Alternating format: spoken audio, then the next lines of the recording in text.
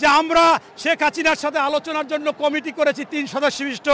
1 নম্বর শহীদ আবু সাহিদ, 2 নম্বর শহীদ মুগ্ধ, 3 নম্বর শহীদ শান্ত।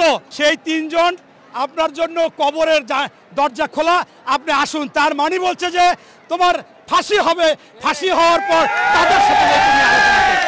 এই ছাত্র সমাজ আমার সন্তানেরা আপনার জন্য 9 দফা কমিয়ে 1টা দফা দিছে। আপনি তো কথায় কথায় কথায় কথায় বলেন কেউ যদি আমাকে না চায় আমি ক্ষমতায় থাকবো না। তাই যদি হয় আপনি জাতির উদ্দেশ্যে এই মুহূর্তে এখন আপনি ভাষণ দেন যে আমাকে যারা না চান শান্তিপ্রিয়ভাবে রাস্তায় নেমে আসেন। দেখবেন টেকনাফ থেকে তেঁতুলিয়া, রূপসর থেকে পাথুরিয়া আপনার পা ফেলাবার জায়গা থাকবে না। আপনাকে বাংলাদেশের সকল মানুষ পদত্যাগ চায়, পদত্যাগ চায়, পদত্যাগ চায়। এই কারফিউ কোনো কার্যকারী হবে না, ছাত্র মানবে না। আপনি দেখেছেন লক্ষ লক্ষ ছাত্র জনতা সর্বত্র সারা বাংলাদেশে নেমে গেছে। একটু আগে আমি খবরে দেখলাম যমুনা টিভিতে যে আপনার নারায়ণগঞ্জে পা ফেলাবার জায়গা নাই, সকল শহরে লোকে লোকারণ্য হয়ে গেছে। এরকম অনেক জায়গায় হবিগঞ্জ, সিলেট, এই গাজীপুর অনেক জায়গায় এরকম হয়েছে। আমরা বাংলাদেশের বেশিরভাগ মানুষই অবৈধ ভোটচোর, ভোটারবিহীন প্রধানমন্ত্রী বলে, কিন্তু আপনি যেহেতু উনি রাষ্ট্রীয়ভাবে আছে সেই প্রধানমন্ত্রী শিক্ষার্থীদের ডেকেছেন, তাদের সাথে সংলাপ করতে চান, আন্দোলন করতে চান, তাদের কথা শুনতে চান। সেই বিষয়ে আমার মন্তব্য কি? আসলে আমার মন্তব্য দেওয়ার মতো এখন কিছু নেই। কারণ হচ্ছে এই ফ্যাসিস্ট স্বৈরাচার, এই শেখ হাসিনার সরকার রাজনীতিটাকে নষ্ট করে দিয়েছে।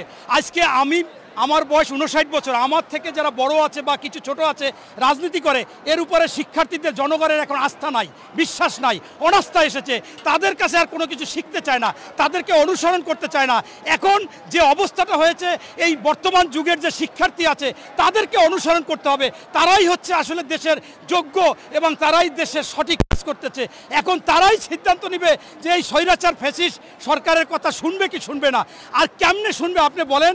এইখানে আজকে এই যে দীর্ঘ বছর তারা বিনা ভোটে, আজকে মানুষের ভোট অধিকার নেই, গণতন্ত্র নেই, বিশ্বে এত মিথ্যাচার বোঝায় কোথাও বলে না। এই যে কোমলমতি শিশুদের সাথে কি বলেছিল, বললো যে এটা আদালতের ব্যাপার, আমার কোনো ব্যাপার না, আমি কিছু করতে পারবো না, তোমরা আন্দোলন করো। এখন আন্দোলন করলে এখন বলতেছেন। এরপর আরেকবার তিনি স্পষ্টভাবে বলেছিল যে আপনার মুক্তিযোদ্ধাদের সন্তানরা চাকরি পাবে না, পাবে কি রাজাকারের বাচ্চারা? সকল চ্যানেলে আছে, সব জায়গায় আছে। এরপর 2 দিন পর আবার বলেছিল যে মুক্তিযোদ্ধাদের নাতিপুতিরা মেধাবী না, মেধাবী কি রাজাকারের বাচ্চারা? আপনারা জানেন যে 7 কোটি যে মানুষ ছিল যুদ্ধের সময়, সেই সময় অনুযায়ী আজ পর্যন্ত এই সরকার 55,000 ভুয়া মুক্তিযোদ্ধা করেছে, সেইটা সহ 2,35,467 জন মুক্তিযোদ্ধা। তার যদি পার্সেন্টেজ করা হয় তাহলে 0.33% মুক্তিযোদ্ধা। আর রাজাকার ওনারা তালিকা করেছিল 12,000, সেই 12,000 না আমি 36,000 ধরলাম, তাতে যদি পার্সেন্টেজ করা হয় তাহলে 0.04% হয়। এই দুইটা যোগ করলে হয় 0.37%। তাহলে আপনি দেখেন যে বাকি 99.63% লোক কারা? এরা ওই 30 লক্ষ শহীদ পরিবারের লোক। এরা কোনো না কোনোভাবে মুক্তিযুদ্ধের সপক্ষের লোক, সহযোগিতা করেছে, সমর্থন করেছে। তাই আজকে 99.63% লোককে তিনি আজকে রাজাকারের বাচ্চা বলবে, এটা তো সঠিক না। এরপরেই উনি বলল যে আমি আসলে রাজাকারের বাচ্চা বলি নাই, আমি বলেছি মেধা মেধা মেধা। এই যে কথা বলেছে, এতে তারা কিভাবে এই ইয়ং বা এই ছাত্র সমাজ বা এই আন্দোলনকারীরা বিশ্বাস রাখবে? উনি বিশ্বাস ভেঙে ফেলেছে, আস্থা ভেঙে ফেলেছে। এরপরেও দেখেন যখন এই আন্দোলন হলো, আন্দোলনের পরবর্তীতে যে বিভিন্ন জায়গায় ভাঙচুর হলো, সেইখানে উনি প্রতিদিন গিয়ে কাঁদে আর বলে যে আমার এই সম্পদ নষ্ট হয়ে গেছে, এই আমার মেট্রো রেল নষ্ট হয়ে গেছে। যখন সারা বাংলাদেশে আওয়াজ আসলো যে জানের চেয়ে প্রাণের চেয়ে তোমার সম্পদের দাম কি বেশি, আর সেইটাই যদি হয়, তোমার এখানে যদি 1 লক্ষ কোটি টাকা হয়, তাহলে তোমার লোকজন বিদেশে অর্থ পাচার করছে, 21 লক্ষ কোটি টাকা পেপার পত্রিকা দিয়েছে, তাহলে সেই টাকা কোথায়? তোমার লোকজন লক্ষ লক্ষ কোটি টাকা দুর্নীতি করেছে, সেই টাকা কোথায়? তোমার লোকজন এই বিভিন্নভাবে লুটপাট করেছে, সেই টাকা কোথায়? এইটা বলার পরেই উনি এই 2 দিন সুর পাল্টাইছে, বলছে যে আমার সন্তানরা আমরা কোথায় পাবো, আমার হয়তোবা মালামাল পাবো, আমার সম্পদ পাবো। আমি শুধুমাত্র এই কথাটা বুঝাইতে চাচ্ছি, এটাই যে উনি এই ছাত্রদের সাথে তামাশা করছে, মস্কারা করছে। এবং সর্বশেষ ছাত্ররা যদি মনে করে যে তাদের এই যত ভাইরা হত্যা হয়েছে, যাদেরকে হত্যা করা হয়েছে, শহীদ হয়েছে, তারা যদি মনে করে, তারা মনে করবে। আমি মনে করি আজকে এই আন্দোলনকারী ছাত্র সমাজ তাদেরকে আমরা অনুসরণ করব। আজকে ওই আমাদেরকে অনুসরণ তাদের করতে হবে না, কারণ তারা যা মেধা, তারা যা জানে আমরা সেটা জানি না। তাই তারাই ভালো বুঝবে যে পেপার পত্রিকায় এসেছে 266 জন, সরকার বলেছে 150 জন, মানুষ বলতেছে হাজার হাজার লোক মারা গেছে। যদি সেই মৃত্যুর সাথে তারা মনে করে যে এই আলোচনায় গেলে, তারা তো কালকে স্পষ্টভাবে আমি দেখলাম কয়েকজন বক্তা যারা সমন্বয়কারী তারা তাদের পেজে লিখেছে, ফেসবুকে লিখেছে যে আমরা শেখ হাসিনার সাথে আলোচনার জন্য কমিটি করেছি 3 সদস্য বিশিষ্ট। 1 নম্বর শহীদ আবু সাহিদ, 2 নম্বর শহীদ মুগ্ধ, 3 নম্বর শহীদ শান্ত। এই শান্তর কথা বলেছে। এখন সেই 3 জন আপনার জন্য কবরের দরজা খোলা, আপনি আসুন। তার মানে বলছে যে তোমার ফাঁসি হবে, ফাঁসি হওয়ার পর তাদের সাথে তুমি আলোচনা করবে। এটাই তারা অর্থ বুঝেছে।